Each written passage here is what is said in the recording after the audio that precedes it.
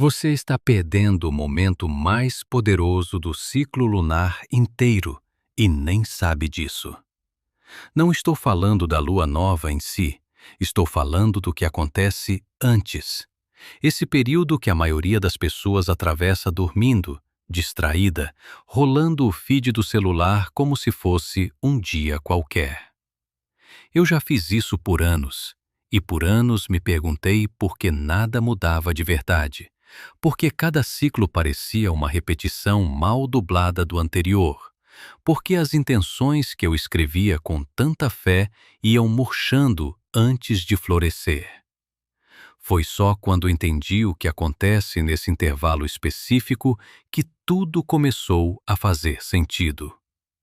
Pensa comigo, o momento antes de uma tempestade não é neutro. O ar muda, a pele sente, os pássaros somem. Tem uma pressão diferente em tudo, uma tensão que o corpo reconhece antes de qualquer nome. O período que antecede a lua nova funciona exatamente assim. Não é calmaria, é carregamento. É o universo apertando o botão de gravação e registrando cada sinal que você emite, consciente ou não. E o que ele grava agora vai ser reproduzido nas próximas 4 semanas com uma fidelidade que vai te surpreender. O problema é que a gente não foi ensinado a prestar atenção nesse momento. A gente foi ensinado a esperar a lua nova chegar para começar, escrever as intenções, acender a vela, fazer o ritual. E enquanto isso, nos dias anteriores, a gente continua funcionando no automático total. Reclama do trânsito, se irrita com mensagem de grupo, fica 2 horas assistindo algo que nem queria assistir. Vai dormir com o celular na mão e a cabeça lotada. E no dia seguinte faz o ritual como se nada disso tivesse acontecido. Mas o campo não esquece. Essa é a parte que mudou tudo para mim. O campo energético não começa a registrar no momento que você acende a vela. Ele já está registrando. Há dias. E o que você transmitiu nos dias anteriores ao ritual tem tanto peso quanto o ritual em si. Às vezes, mais. Porque nesses dias a frequência está mais porosa, mais aberta, mais sensível a tudo que você alimenta com atenção e emoção. Eu lembro de uma noite em que percebi isso de verdade. Estava deitado no chão do quarto, não por espiritualidade, só porque estava exausto demais para subir na cama. E fiquei olhando para o teto no escuro, sentindo o peso do próprio corpo contra o assoalho frio, e tive uma clareza estranha. Percebi que eu estava carregando uma frequência que eu não tinha escolhido conscientemente. Era feita de restos, preocupações antigas que eu não tinha resolvido, expectativas que eu fingia não ter, mágoas que eu chamava de indiferença. Tudo isso estava no campo, misturado com as intenções que eu queria manifestar, e eu nunca tinha parado para separar uma coisa da outra.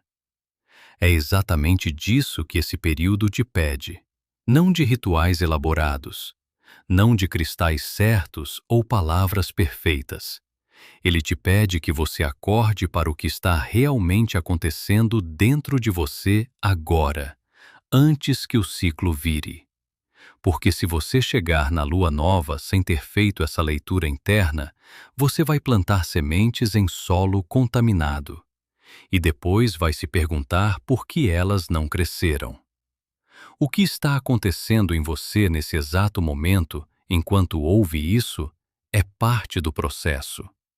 A inquietação que você sente, a sensação de que algo precisa mudar, mas você não sabe exatamente o que.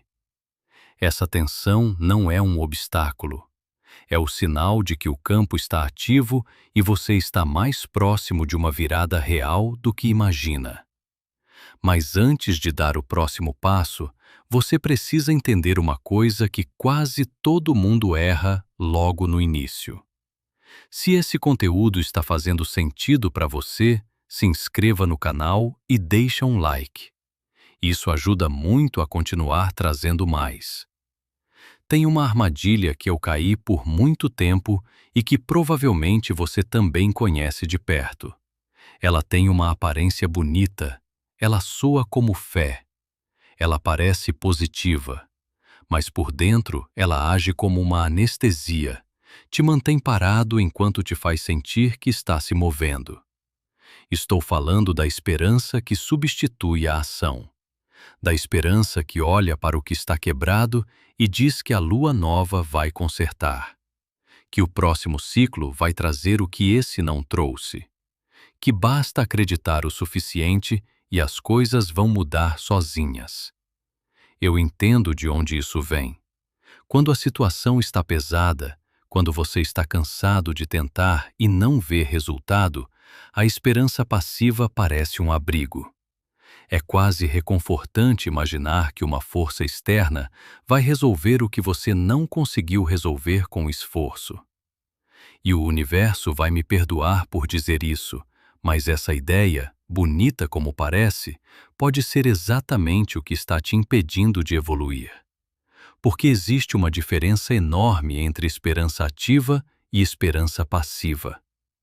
A esperança ativa diz que as coisas podem mudar, e então você age diferente. A esperança passiva diz que as coisas vão mudar, e então você espera. Uma cria movimento, a outra cria ilusão de movimento. E o campo energético, esse mesmo que está mais sensível agora, não lê o que você espera. Ele lê o que você é. O estado em que você realmente se encontra, não o estado que você finge ter durante o ritual. Pensa numa planta dentro de um vaso rachado. Você pode regar ela todos os dias com a água mais pura. Pode colocar ela na janela certa. Pode usar o melhor adubo. Mas se o vaso está rachado, a água escoa antes de nutrir. Chegar na lua nova cheio de esperança passiva é isso. O vaso está com uma rachadura chamada negação, a rachadura de não querer ver o que precisa mudar em você, não ao redor de você. E isso machuca reconhecer. Eu sei, porque eu resisti a essa ideia por muito tempo. Era mais fácil acreditar que o problema estava nos rituais errados, no timing, na técnica. Mais difícil era sentar com a desconfortável possibilidade de que eu estava usando a espiritualidade para não encarar certas verdades sobre mim mesmo, sobre escolhas que eu continuava fazendo, sobre padrões que eu chamava de azar, mas que eu mesmo estava recriando. O universo não responde a performance. Ele responde à honestidade. E a honestidade começa por uma pergunta simples que a maioria das pessoas evita fazer porque a resposta incomoda. O que eu estou me recusando a ver claramente agora? Não no outro, não na situação, em mim. Quando você consegue fazer essa pergunta de verdade, sem se defender antes de terminar de perguntar, o campo muda. Não de forma mágica, de forma real. Porque você parou de transmitir uma frequência dividida entre o que você quer e o que você está evitando, e começou a transmitir algo muito mais poderoso: clareza. E clareza, nesse período, é a semente mais rara e mais fértil que existe. Toda vez que você conta para alguém o que está nascendo dentro de você, você mata uma parte disso. Não estou sendo dramático.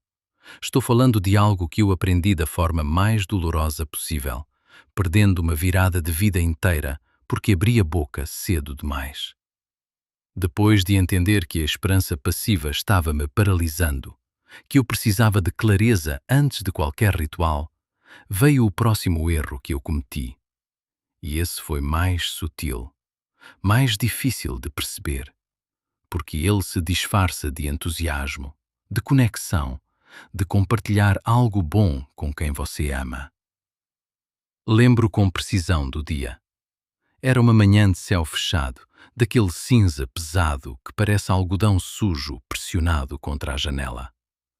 Eu tinha acabado de ter uma percepção que me acertou como uma onda fria, uma clareza sobre uma mudança que eu precisava fazer na minha vida, algo que eu vinha evitando há meses.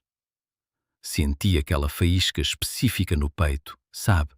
Aquela que não é empolgação comum, é quase um aviso, um pulso diferente. E o meu primeiro instinto foi pegar o celular e mandar mensagem para uma amiga próxima, contando tudo. Mandei. Ela respondeu com entusiasmo, com opiniões, com perguntas, e eu fui respondendo.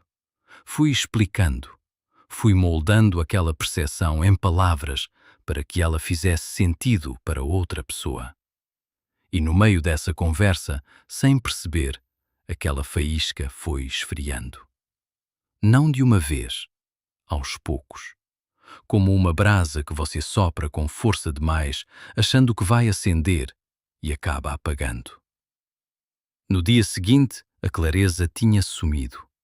A vontade de agir tinha virado só uma história que eu tinha contado. Demorei muito para entender o que tinha acontecido. Não foi culpa dela. Não foi má intenção de ninguém. Foi algo muito mais simples e mais invisível. Quando você pega uma percepção que ainda está tomando forma, que ainda não tem raízes, que ainda está no estado mais frágil possível, e coloca ela em palavras para outra pessoa, você não está só compartilhando. Você está transferindo. Você está pegando algo que era uma frequência viva dentro de você e transformando em conteúdo para o campo de outra pessoa. E aí ela deixa de ser sua. Vira conversa, vira opinião, vira algo que existe fora de você antes de ter existido de verdade dentro de você. Isso tem uma explicação que faz sentido até sem falar de espiritualidade.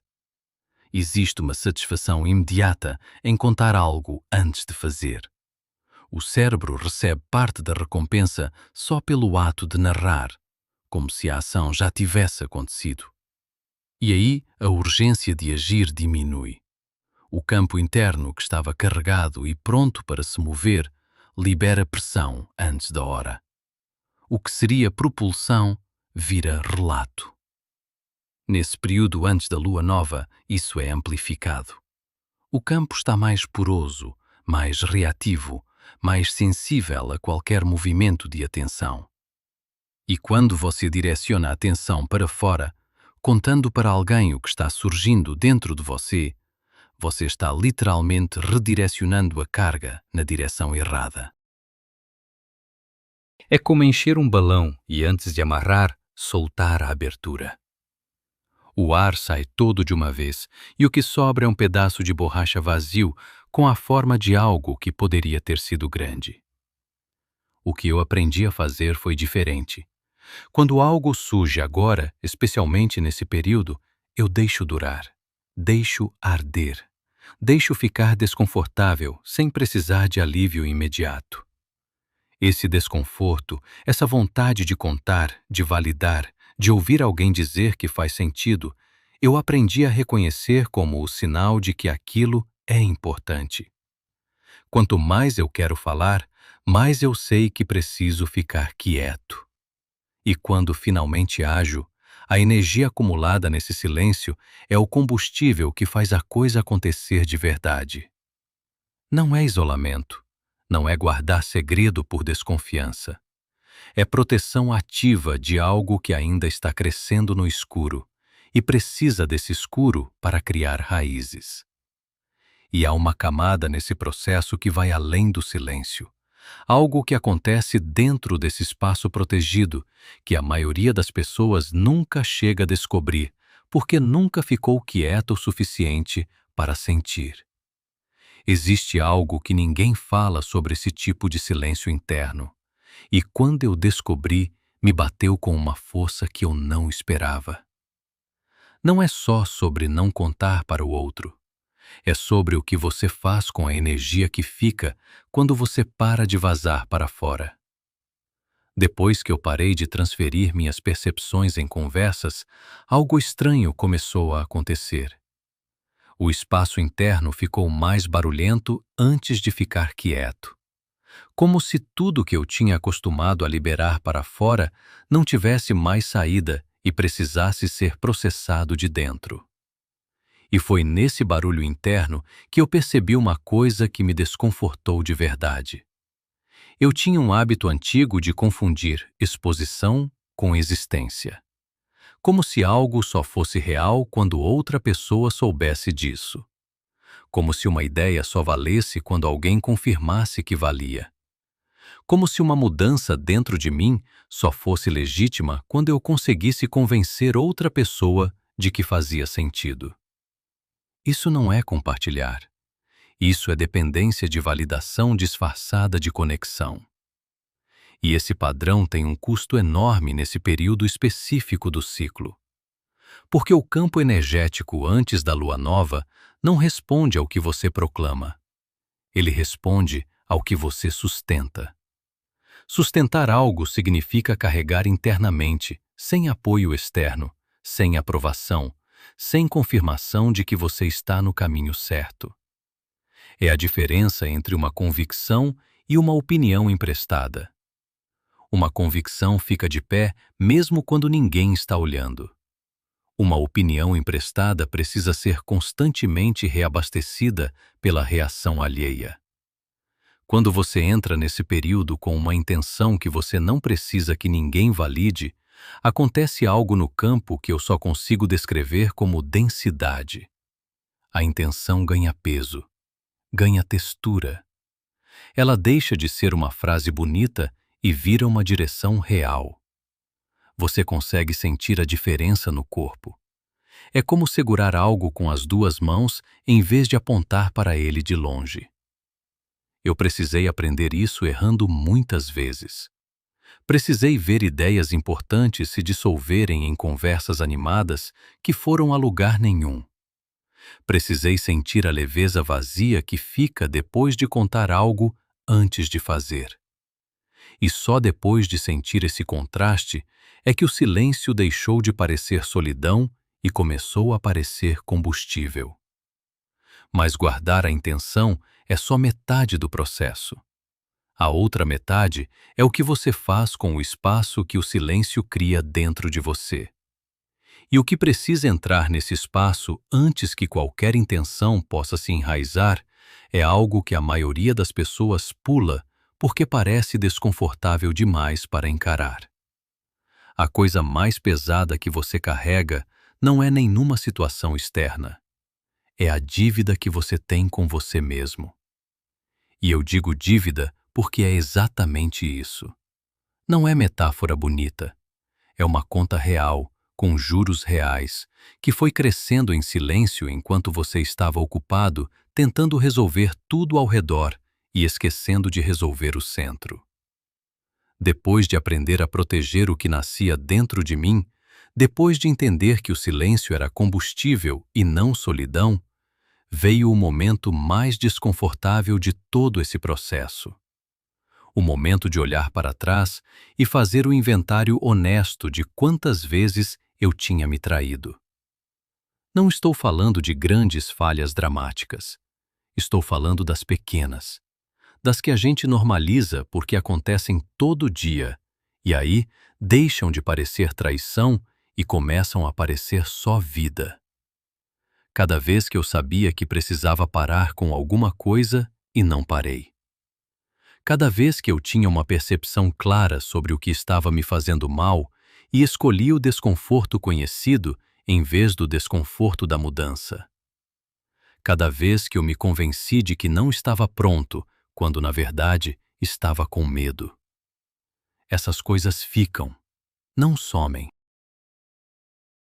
Ficam no campo como uma camada de resíduo que vai se acumulando embaixo de tudo que você tenta construir. Lembro de uma tarde específica em que decidi finalmente sentar com isso.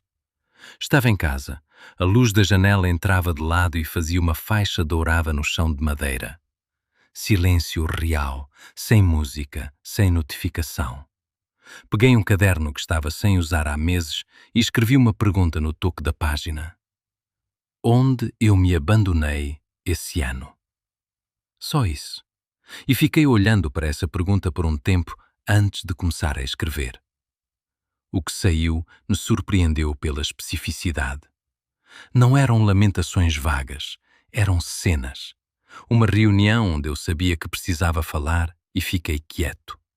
Uma amizade que eu devia ter encerrado meses antes e fui deixando arrastar porque encerrar dava trabalho. Uma meta que eu sabia que era importante e fui adiando com justificativas cada vez mais elaboradas. Cada item na lista tinha um peso diferente. Alguns eram leves, outros batiam com uma força que eu não esperava. E o que eu percebi ali é que não bastava reconhecer. Reconhecer sem fechar o ciclo é só mais uma forma de deixar a ferida aberta. Era preciso fazer algo que eu nunca tinha feito de forma consciente e direta. Precisava pedir desculpas a mim mesmo. Não de forma dramática, não como autopunição, como o encerramento real de um contrato que tinha ficado pendente. Isso parece simples, mas não é. Porque pedir desculpas a si mesmo exige que você se trate como alguém que merece ser pedido desculpas. E muita gente, sem perceber, não se trata assim. Trata o outro com cuidado que não oferece a si mesmo. Pede desculpas para o outro com facilidade que não consegue replicar internamente. E aí fica essa assimetria estranha, onde você é ao mesmo tempo o que traiu e o que foi traído, mas só reconhece um dos dois lados. Quando eu escrevi a primeira frase de desculpas para mim mesmo naquele caderno, senti algo físico. Uma pressão pequena no centro do peito que foi-se soltando devagar, como quando você percebe que estava segurando a respiração sem saber. Não foi catarse dramática, foi algo mais quieto e mais profundo. Foi o reconhecimento de que eu existia o suficiente para merecer essa honestidade. Esse é o espaço que precisa ser limpo antes que qualquer intenção de lua nova faça sentido. Não porque o universo exige perfeição, mas porque você não consegue plantar clareza em solo que ainda guarda acordos não encerrados. A questão que fica depois desse processo é o que fazer com a energia que é liberada quando esses contratos fecham. Quando você fecha um contrato interno, a energia que estava presa nele fica disponível. E isso tem uma sensação muito específica que eu não sabia nomear antes de viver. É uma leveza que não é euforia. É mais parecida com o ar depois da chuva, limpo, com cheiro de começo. Você não está necessariamente feliz, está disponível. E disponível é exatamente o estado que o campo energético antes da lua nova pode amplificar com mais eficiência. Mas aqui tem um detalhe que eu quase errei feio. Quando essa leveza aparece, o instinto é usar ela imediatamente, transformar em ação, em plano, em movimento. Como se o espaço limpo precisasse ser preenchido rápido antes de sujar de novo. Eu fiz isso algumas vezes e entendi na prática porque é um erro. Porque a leveza que vem depois do encerramento de contratos internos não é um sinal para correr. É um convite para permanecer. Permanecer nesse espaço limpo, sem pressa de preenchê-lo, é o que eu chamo de lealdade renovada. É onde você para de tratar a si mesmo como um problema a ser resolvido e começa a se tratar como um terreno a ser cultivado com paciência. E cultivar com paciência significa algo muito concreto nesse período.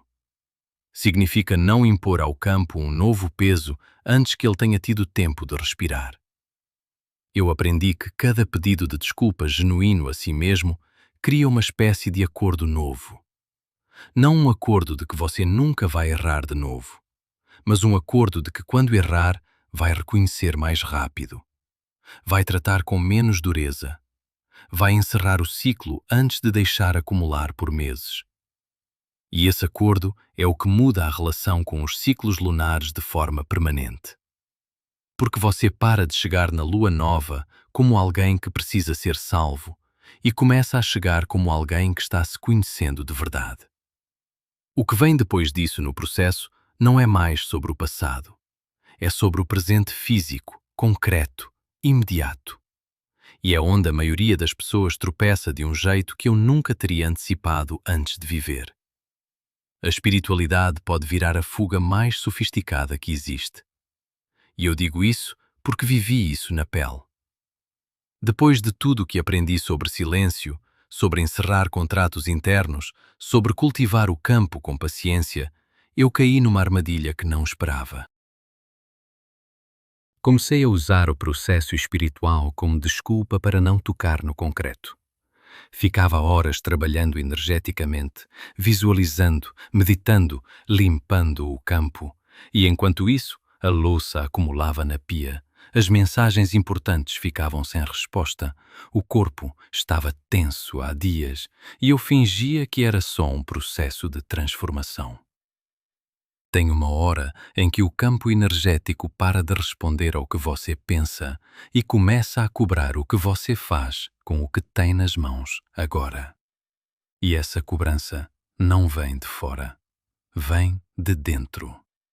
É uma sensação de desconexão, como se o que você estava sentindo nos rituais não estivesse se traduzindo em nada real na vida. Como se houvesse um vidro entre a espiritualidade que você cultivava e a vida que você realmente vivia. Eu percebi isso numa manhã em que acordei depois de um período intenso de trabalho interno e olhei ao redor do quarto.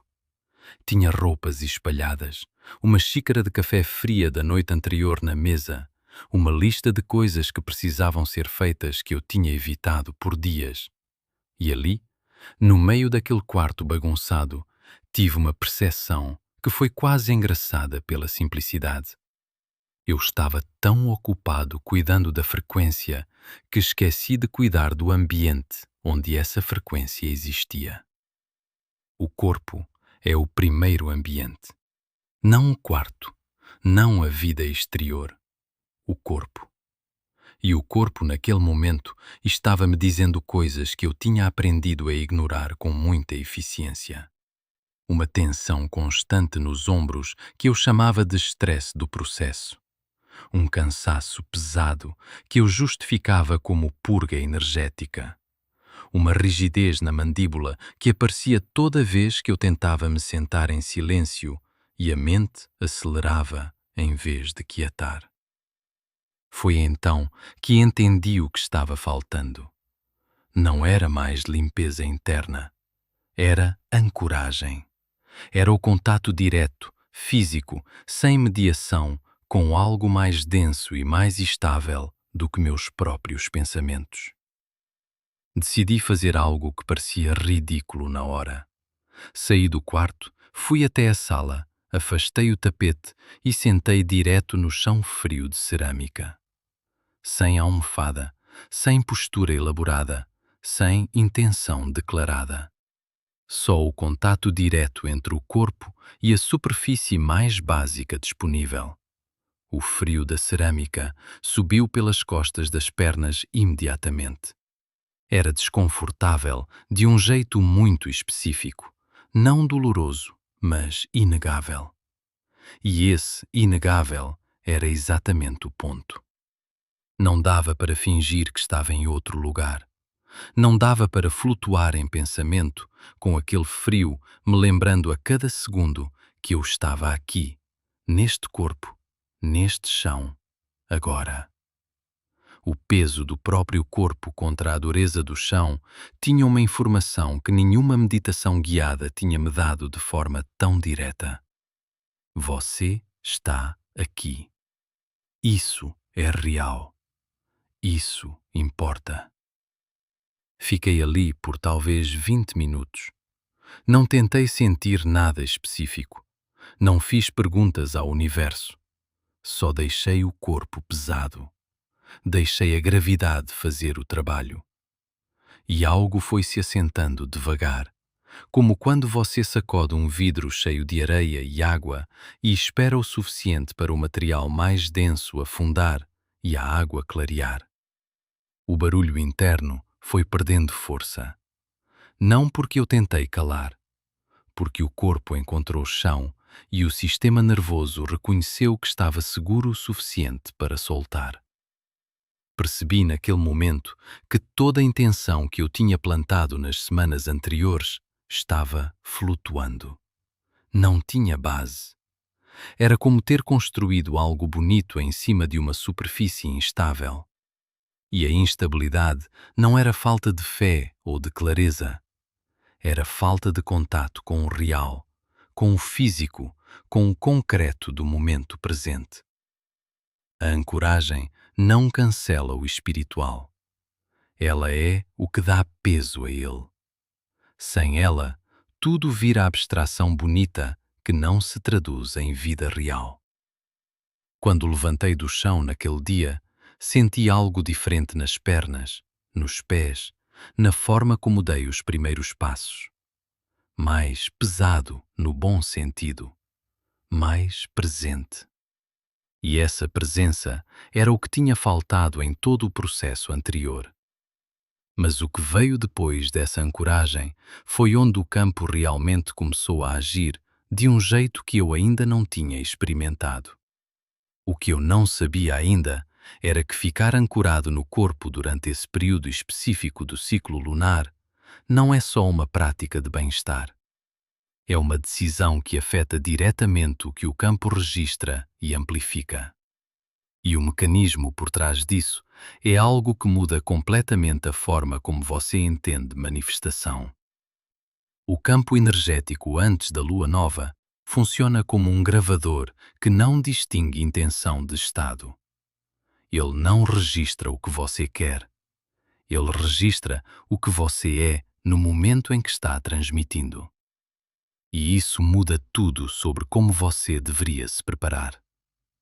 Eu aprendi isso da forma mais direta possível, observando 2 ciclos consecutivos em que fiz tudo tecnicamente igual.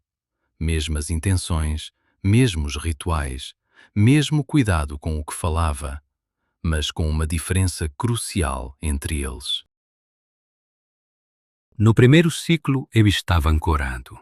Tinha feito o trabalho de encerrar contratos internos. Tinha ficado no silêncio sem vazar para fora.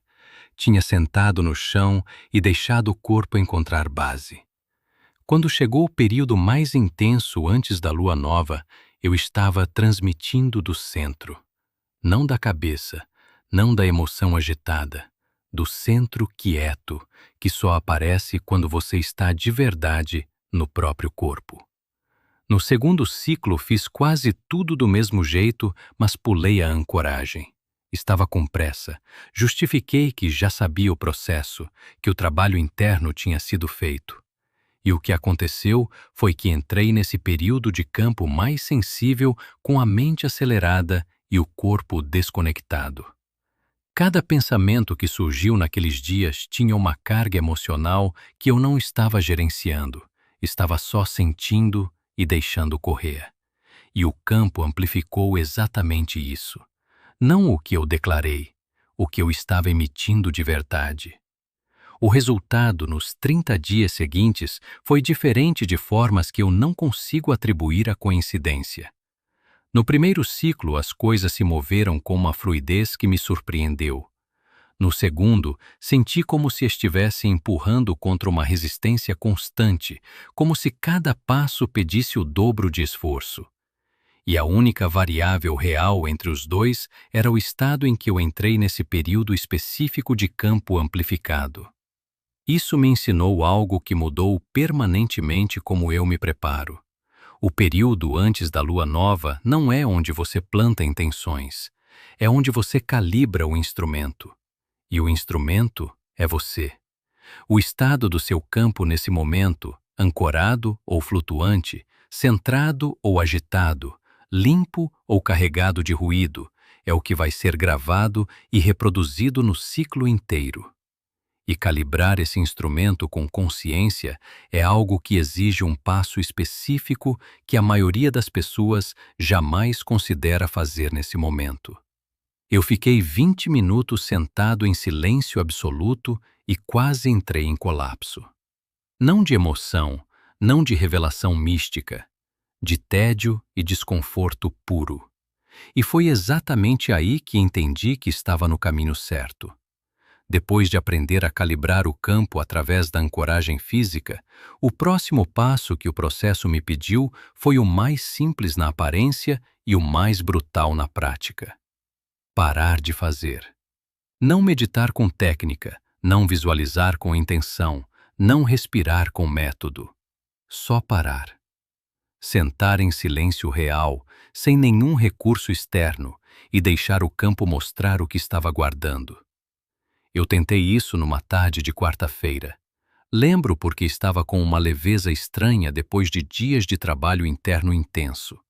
Aquela leveza que descrevi antes, o ar depois da chuva, o espaço limpo que pede para ser habitado com cuidado. Fechei o celular, desliguei o roteador para não ter a tentação de ligar o Wi-Fi, fechei as janelas o suficiente para reduzir o barulho da rua, mas deixei uma fresta aberta. O ar que entrava tinha cheiro de terra úmida. Estava nublado lá fora. Sentei na cadeira mais simples que tinha, sem encosto acolchoado, sem posição especial, e comecei a esperar. Nos primeiros 3 minutos foi fácil. No 5º minuto, a mente começou a produzir listas. Coisas para fazer, mensagens para responder, uma ideia para um projeto que eu devia anotar antes de esquecer. Senti a coceira física nos dedos de pegar o celular. Não peguei. No 8º minuto veio a inquietação no corpo, uma vontade de me mover, de cruzar e descruzar as pernas, de espreguiçar. Deixei o corpo se mover o mínimo necessário e voltei para a posição. Foi por volta do 10º minuto que algo mudou. A mente parou de produzir listas e começou a produzir imagens. Não imagens construídas com intenção, imagens que surgiam sozinhas, como fragmentos de algo que ficou parado no fundo e começou a subir quando o agito da superfície parou. Vi uma cena de uma conversa que eu tinha tido semanas antes e que eu achava que tinha deixado para trás. Senti o resíduo emocional dela como se ela tivesse acontecido há 10 minutos. Estava guardada ali, intacta, esperando atenção. Não tentei resolver, não tentei analisar, só observei. E ela passou. Veio outra, passou também. E foi assim por mais uns 5 minutos, fragmentos subindo, sendo vistos, sendo liberados, não porque eu estava fazendo alguma técnica de liberação, mas simplesmente porque eu parei de empurrar tudo para baixo com distração constante. O silêncio não estava me revelando nada novo. Estava me mostrando o que sempre esteve lá e que eu nunca tinha deixado completar o movimento natural de surgir e se dissolver. Quando os 20 minutos terminaram, o silêncio não tinha mais a textura densa do início. Tinha virado algo mais poroso, mais leve, quase com temperatura. Uma presença quieta que eu conseguia sentir no peito como um espaço desobstruído. Não era euforia, era capacidade. Como quando você limpa uma superfície de trabalho que estava coberta de coisas e, de repente, tem onde colocar o que realmente importa. Esse é o passo que calibra o instrumento de verdade. Não a ancoragem física, não o encerramento de contratos, não o silêncio de não contar para ninguém. Todos esses passos são necessários, mas este é o que integra tudo. É o momento em que você para de gerenciar o campo e deixa o campo se reorganizar sozinho. E o que surge dessa reorganização é uma frequência que você não construiu conscientemente. Ela simplesmente aparece quando você remove o que estava no caminho. E o que o campo faz com essa frequência nos dias seguintes foi o que mais me surpreendeu em todo esse processo. Existe um erro que pessoas inteligentes cometem na hora de manifestar, e é exatamente por serem inteligentes que cometem. Elas planejam demais. Depois de tudo que aprendi, Depois do silêncio, da ancoragem, do inventário interno, dos 20 minutos sem fazer nada, eu caio nessa armadilha com uma sofisticação impressionante. Comecei a construir intenções tão detalhadas, tão específicas, tão bem articuladas que pareciam projetos. Tinha o resultado que queria, o caminho que imaginava, o tempo que esperava, as pessoas que precisariam estar envolvidas. Estava muito orgulhoso daquelas intenções. E elas não se moveram. Fiquei olhando para aquelas páginas cheias de planejamento e percebi que o que eu tinha feito era, na prática, dar ao universo um roteiro fechado e dizer: só aceito dessa forma. Não era fé, era controle disfarçado de fé. E controle nesse contexto não é força, é ruído. É você sobrepondo sua visão limitada sobre um campo que enxerga possibilidades que você não consegue imaginar ainda. Lembro de uma tarde em que sentei para trabalhar as intenções de um novo ciclo e, em vez de escrever o que queria, experimentei algo diferente. Escrevi como queria me sentir. Não o que queria ter ou alcançar ou que acontecesse. Só o estado interno, presente, direcionado, com a sensação de que o que faço tem peso real, com aquela qualidade de atenção que aparece quando você está fazendo exatamente o que deveria estar fazendo. Escrevi isso e parei. Não completei o restante. Deixei aberto. A diferença que senti imediatamente foi física.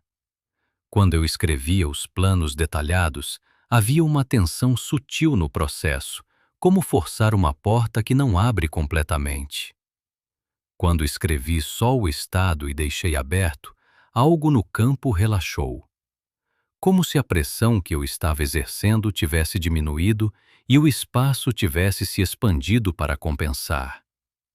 Isso não é passividade, é uma forma de ação muito mais precisa. É como a diferença entre tentar empurrar um rio na direção que você quer e entrar no rio e remar com a corrente. A força é a mesma. O resultado é radicalmente diferente, porque um resiste ao campo e o outro colabora com ele. E colaborar com o campo nesse período específico do ciclo significa uma coisa muito concreta: deixar lacunas intencionais onde o desconhecido possa entrar.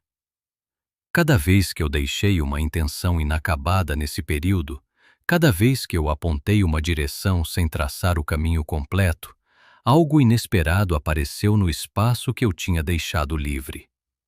Não sempre da forma que eu teria escolhido, mas sempre com uma precisão que o meu planejamento não teria conseguido produzir. Como se o campo usasse a lacuna como porta de entrada para algo que eu não teria pedido porque não sabia que existia. Mas há um momento nesse processo todo em que o campo testa se você realmente aprendeu isso. Um momento em que tudo que você construiu com tanto cuidado, o silêncio, a ancoragem, o inventário, a frequência limpa, é colocado à prova de uma forma que você não espera e que chega sempre no momento mais inconveniente possível. Numa noite eu estava tão no limite que simplesmente coloquei a mão no peito e fiquei parado. Não como ritual, como rendição. E foi o gesto mais poderoso que eu fiz em todo esse processo. Depois de aprender a deixar lacunas intencionais, depois de entender que o campo responde a estados e não a planos, chegou uma noite em que tudo que eu tinha construído com tanto cuidado parecia abstrato demais, longe demais.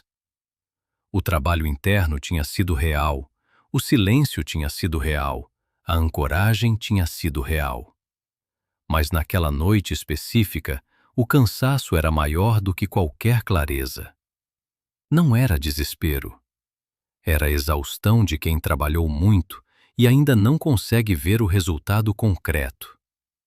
Aquele tipo de cansaço que não vai embora com sono, que tem textura própria, pesado nos ombros, opaco atrás dos olhos.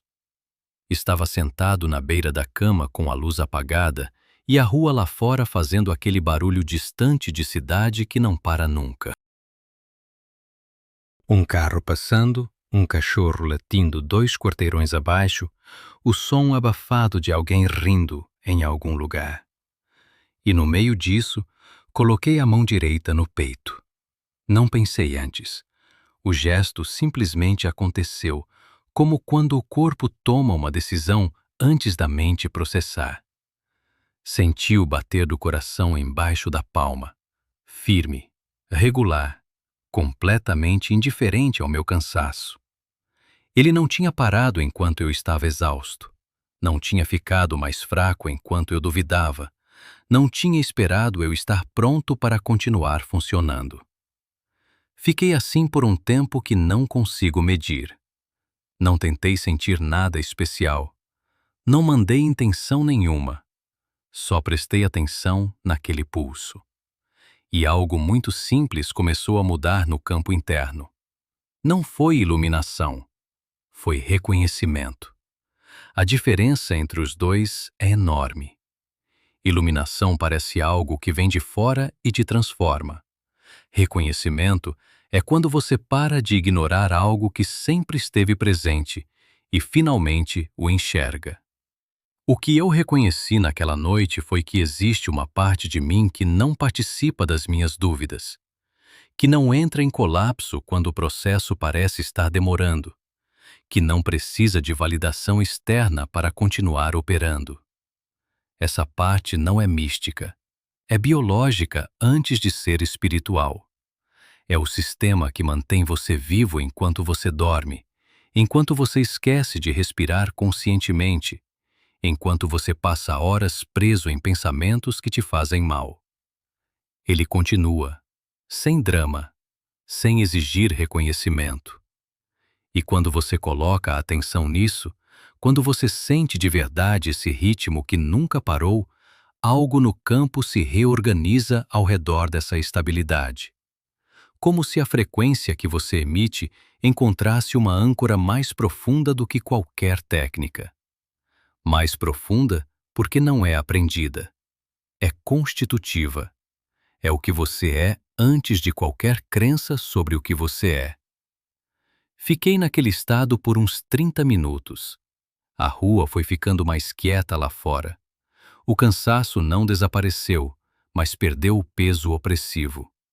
Ficou mais leve, mais parecido com o cansaço natural de quem trabalhou de verdade do que com o cansaço ansioso de quem não sabe se o trabalho valeu. Quando finalmente deitei, a última coisa que senti foi a mão ainda sobre o peito e o pulso firme embaixo dela. E dormi com uma qualidade diferente, mais fundo, sem aquela camada de processamento agitado que costumava me acompanhar. Só entendi o que tinha acontecido naquela noite alguns dias depois, quando o ciclo lunar virou e eu pude observar com distância o estado em que tinha entrado nessa transição. Estava centrado de uma forma que não tinha conseguido com nenhum dos outros passos isoladamente.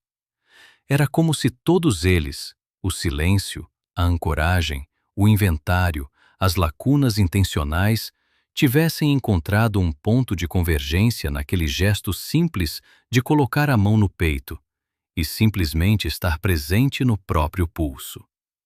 E o ciclo que veio depois foi diferente dos anteriores, de uma forma que eu ainda estava processando quando a próxima prova chegou.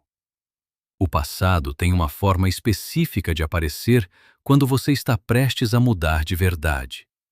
Ele não chega com aviso. Não chega feio ou obviamente errado. Chega com o rosto mais familiar que existe e com uma voz que soa exatamente como a sua. Depois daquela noite com a mão no peito, depois de sentir o campo organizado de uma forma que eu não tinha experimentado antes, veio o teste que eu menos esperava no pior momento possível. Não foi uma crise externa. Foi interna, silenciosa e por isso muito mais difícil de identificar. Começou com um pensamento aparentemente inofensivo numa manhã enquanto eu preparava café. O cheiro do café enchendo a cozinha, a luz entrando pela janela da pia, tudo tranquilo, tudo presente. E de repente, sem razão aparente, veio a memória de uma fase da minha vida que eu tinha conscientemente deixado para trás.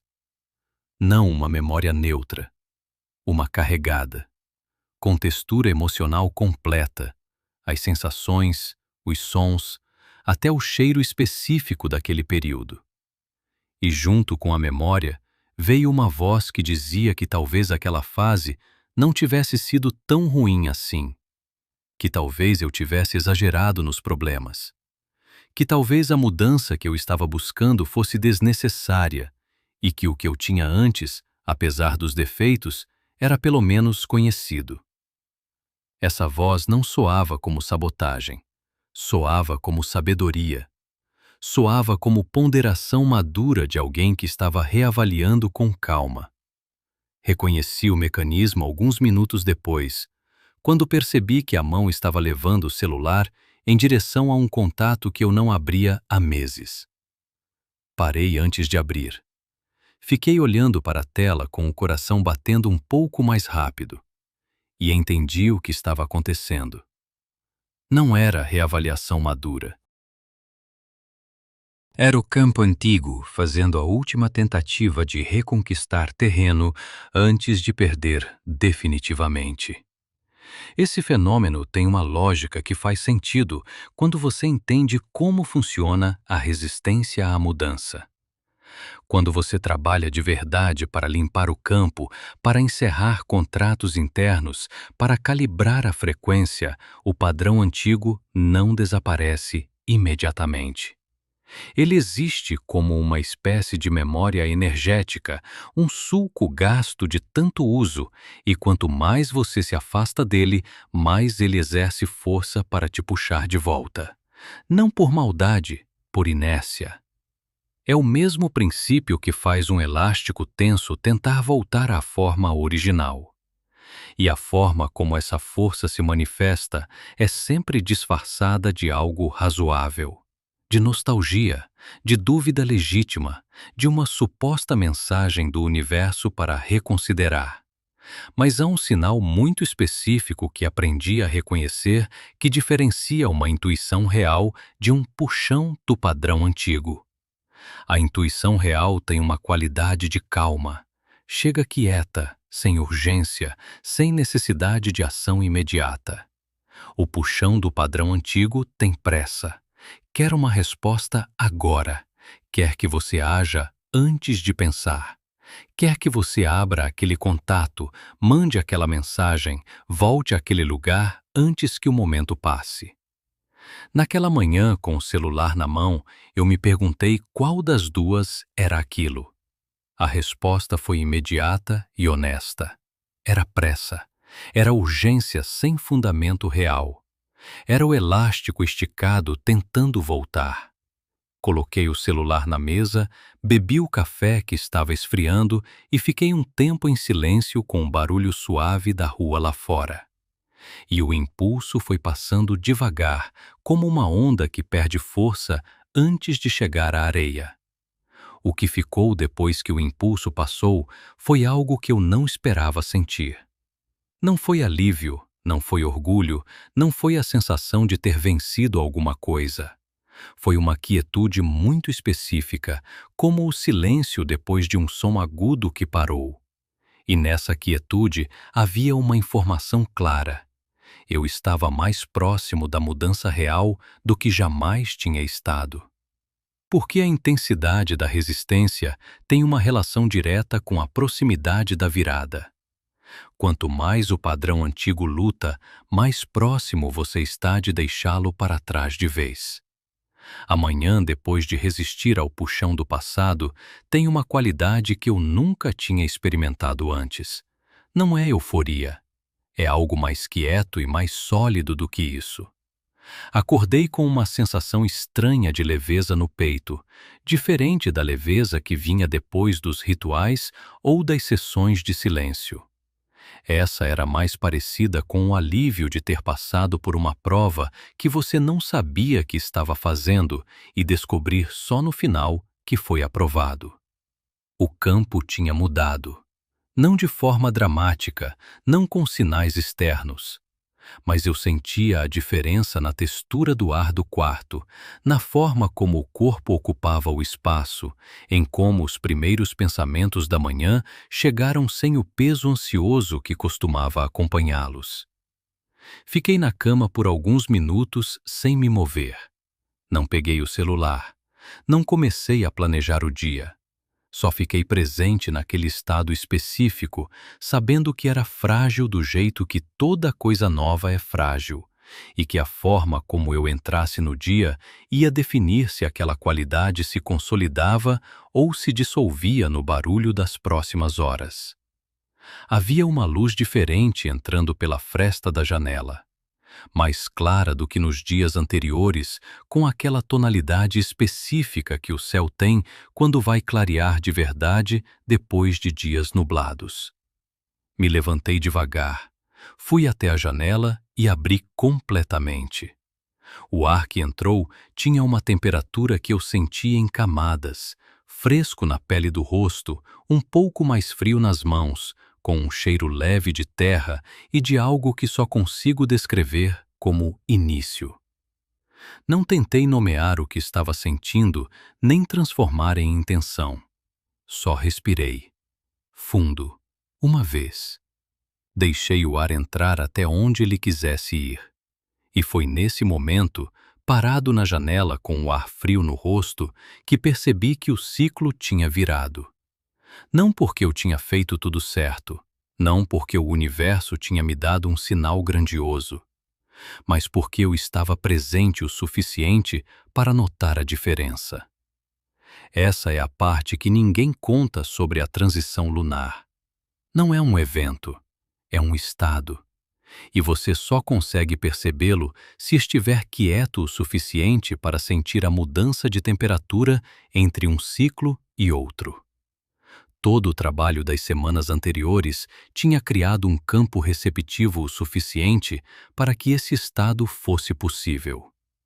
Sem o silêncio, sem a ancoragem, sem o inventário dos contratos não encerrados, sem os 20 minutos de silêncio absoluto, sem as intenções abertas e sem a resistência ao puxão do passado, eu teria atravessado aquela manhã no automático completo e perdido a janela sem nem saber que existia.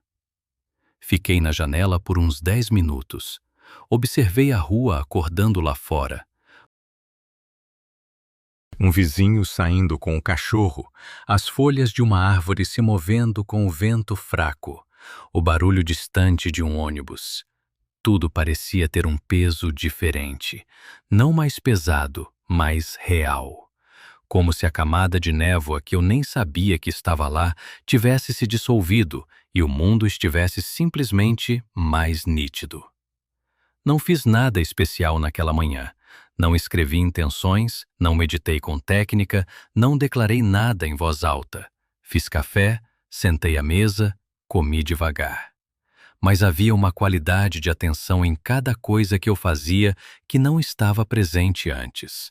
Como se a presença que eu tinha cultivado nos dias anteriores tivesse encontrado finalmente onde morar.